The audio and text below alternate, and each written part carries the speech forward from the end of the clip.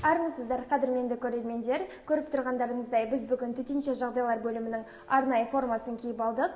Адам өмірін құтқару өмірдегі ең маңызды істердің бірі болып табылады. Тұрғындардың қауіпсіздігін қамтамасыз ету мақсатында біз құтқарушы жобасын бастаймыз. Жылу беру маусымына байланысты газ тұтынушы тұрғындардың қауіпсіздігін қамтамасыз ету үшін Қызылорда газ тарату мекемесінің мамандарының кеңесін назарларыңызға ұсынамыз. Құрметті Нұрлыбек Нұрматұлы, қазіргі таңда жылу беру маусымына тұрғындардың дайындығы қалай және қандай кеңестеріңіз бар? Қазіргі таңда бізде жылу маусымына байланысты тұрғындарға біз бірлеттің өзі келісімшарт бар, арам техникалық шарт дейміз. Соған отыру керек. Техника келісімшарттың ішіне кіретін.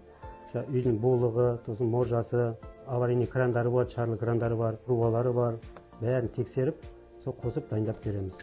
Жаңа газге ақау шыққан жағдайда, иіс шыққан жағдайда біздің өзіміздің арнайы неміз бар, дежурный 109.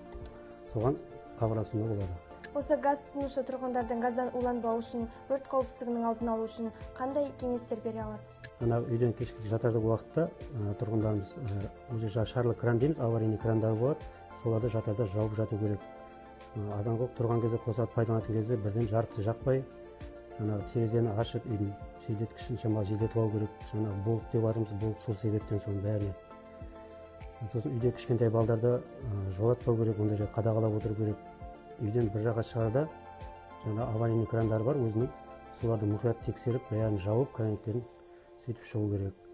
Ал газдың иісінен өз ақау шығып бір иіс шыққан жағдайда біздің өзіміздің арнайы дежурныйымыз бар, 109 нөміріміз бар. Соларға хабарласса, өзіміздің мамандарымыз барып тексеріп, қайдан қосып береді.